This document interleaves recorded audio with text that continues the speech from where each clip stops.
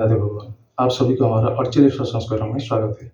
तो आज हम पाठ करने जा रहे हैं श्रीमद् भगवद गीता जी का द्वितीय अध्याय सांख्य योग, उसी का 25वां श्लोक। तो उससे पहले थोड़ी सी चर्चा, जैसे कि ये जो शरीर रूपी रथ में जो जीवात्मा मौजूद है, उसी के ऊपर हमारा हमेशा ध्यान केंद्रित होना चाहिए। तो उसी की मुक्ति के लिए हर कर्म जो है हमको करना चाहिए।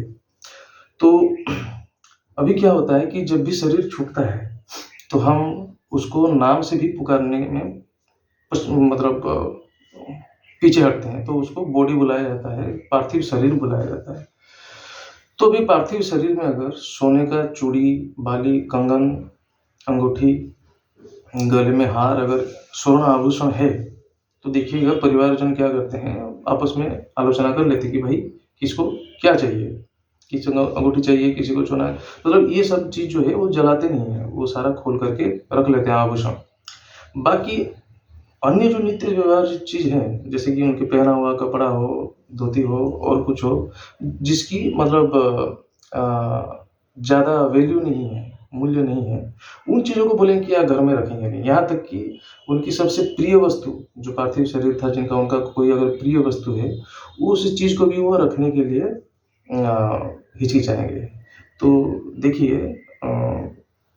हमें हमेशा ये जो हम गीता जी का पाठ कर रहे हैं, श्रीमद् भगवद गीता का अगर पाठ आप करते होंगे, बाकी कोई भी शास्त्र और पुराण का अगर पाठ करेंगे, तो सर्वसार यही होती है कि शरीर को सिर्फ शरीर ही समझिए, ठीक है। और उस जीवात्मा जो आप और मैं, जिसको हम समझ रहे हैं अपना, ठीक है, उसको भगवान जी का समझ करके बाकी सारा कार्य करते रहिए। हम आनंदित होते रहेंगे। राधे राधे। तो चलिए, आज हम सबसे पहले श्रीमद् भगवद गीता का पाठ आरंभ। ओम अखंडमंडलाकारं व्याप्तं येन चराचरं तत्पदं दर्शितं येन तस्मै श्रीगुरवे नमः। शुक्लांबरधरं विष्णुं शशिवर्णं चतुर्भुजं प्रसन्नं वदनं ध्यायेत् सर्वविघ्नोपशान्तये।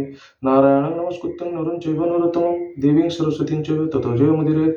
व्यासं वसिष्ठनप्तारं स्वस्तेः पुत्रमुपकल्मषं पराशरात्मजं वन्दे सुगतां तपोनिधिं। व्यासाय विष्णुरूपाय व्यासरूपाय विष्णवे नमो वै ब्रह्मविदे वसिष्ठाय नमो नमः। अचतुर्वदनं ब्रह्मा द्विबाहुरपरो भालोलोचनः शम्भुर्भगवान् बादरायणः।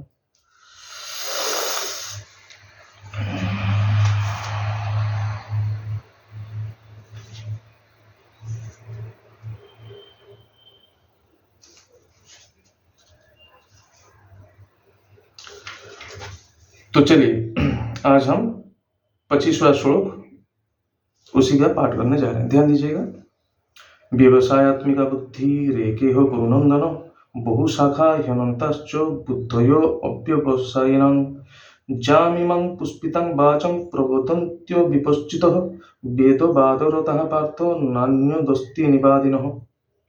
मतलब जो भी भगवान जी ने पिछले श्लोक में बताया था कि हम तो अर्जुन तुम्हें आत्मतत्व ज्ञान बोल दिया है, अभी आगे जाकर के हम तुम्हें कर्मयोग के बारे में बता रहा हूँ। तो ये कर्मयोग के बारे में श्री कृष्ण जी बता रहे हैं कि निष्काम कर्म में व्यवसाय बुद्धि होता नहीं है, और सकाम कर्म में व्यवसाय बुद्धि होती है, जिसके वजह से जिसका मतलब नाना प्रकार भेद होता है।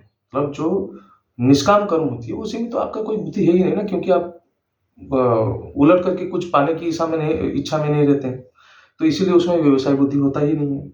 लेकिन सकाम कर्म, सकाम यानी जो इच्छा के साथ जो आपने कामना की है, सकाम कर्म, उस कर्म में व्यवसाय बुद्धि होती है, उसका प्रकार भेद होती है। कैसे प्रकार भेद होती है, तो आगे बता रहे हैं कि जो ज्ञानहीन लोग वेद आदि कर्मकांड को विश्वास करते हैं, उनकी कामना केवल और केवल सुख भोग की इच्छा होती है।